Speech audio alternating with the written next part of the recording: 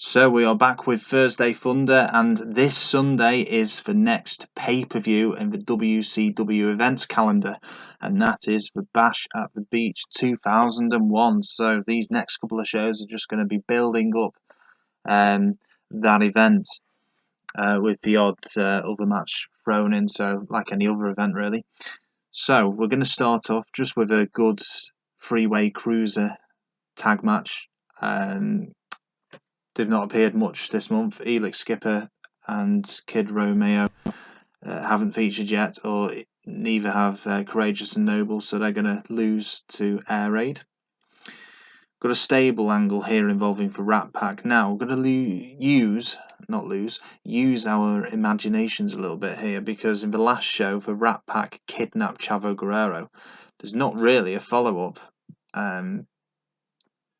with the angles you can choose on here, so you just got to make your own stuff up. So this angle basically is just showing for Rat Pack backstage, but what's really going to happen is that Chavo is going to escape. They're going to put him in a sack or whatever, or into the back of a van.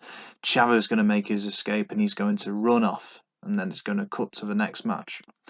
That next match is for the Hardcore Championship. New Jack is going to be for new Hardcore Champion, and he's going to win in a three-way match against Road Warrior, Animal, and for Wall. Interview of Rey Mysterio, Shane Douglas, and Konnan for leaders of their factions for Rat Pack and Filthy Animals, respectively. The aftermath to this is that Chris Candido is going to come in, help Shane Douglas to beat Konnan, and then Billy Kidman is going to come and help Konnan. And it's just going to be a free-for-all, and Chavo's going to run in as well, and it's going to nicely lead up to a match at Bash at the Beach between the two stables. We've got an angle here. Shane Helms is going to challenge Kanyon. He's going to ask Kanyon for an opportunity to face him for the US title at Bash at the Beach. Kanyon is going to accept. Totally Buff over KroniK. They're going to beat KroniK. Perfect Event are going to come in, and there's going to be a 3-team brawl, which will set up Bash at the Beach nicely. I think we'll have a 3-way tag match there. Interview of Jeff Jarrett, who's recently turned face. He's laying into Scott Steiner here. He wants another shot at his world title, which he will get. Dusty Rhodes requested a match with Kevin Nash, and he's got yet another one. And of course, to make it worthwhile, we're going to have Sting interfere and help Dusty to win. And this is going to be a continuation from that interview with Sting here. And he's basically just going to tell Nash that, he's messing with the wrong guy. And he's going to say he'll fight him at Bash at the Beach.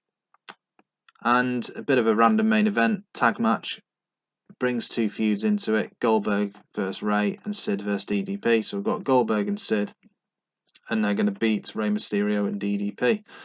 So that is for show. And not a bad opener for Rat Pack, are going down very nicely at the moment. Hardcore Championship, I guess it's a bit better than usual, and the title has gained image there. Rey Mysterio gained overness from this. Maybe, his morale went down to it went to nothing at one point, so let's see what it is after this. Konnan, Shane Douglas, let's see what happens. Where's Chris Candido? Is Chris Candido here? Doesn't even mention him. Oh well. Chris Kanyon lost overness from this. Never mind about that.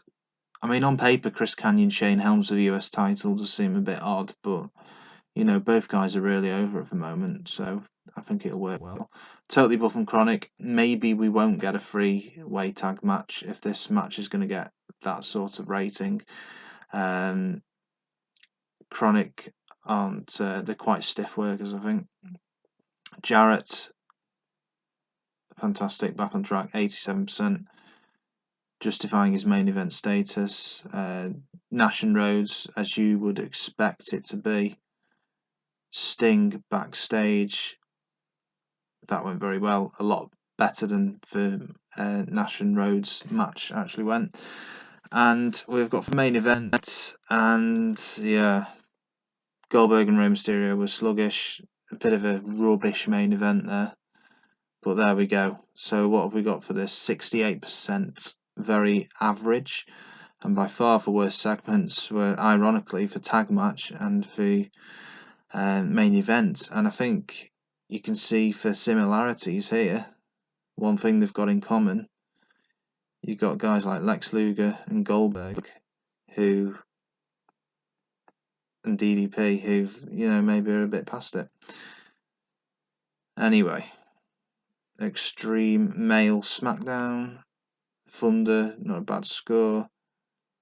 Brian Clark working stiffly, yeah, okay. Jamie Noble thinks he should be higher up the card. Okay, we'll do that now. I think he's still an opener, is he? Yeah, so that's fair enough. Alter him up to a lower mid-carder. So, unhappy workers. Rey is back down to 0. Goldberg is up to 21. I think that's the highest Goldberg has been for a while. But we can't be having a worker on 0% morale performing at a pay-per-view. It's just not going to work. These two guys, Goldberg, I will work out what to do. I've got 8 of the 9 matches sorted. I think DDP's being pushed too much. Okay, let's put him down to a mid-card slot. Oh, look at that, 56. That's not good, is it? Put him down to just a mid-carder. Anything else we need to know? Rey Mysterio wants to leave. We know that. Our contract with Nitro and Thunder's coming to an end. So what does that mean? Can we actually... can we renew the contract or what? I don't think we can. View rivals, negotiate. There we go. Negotiate with network. Extend contract length.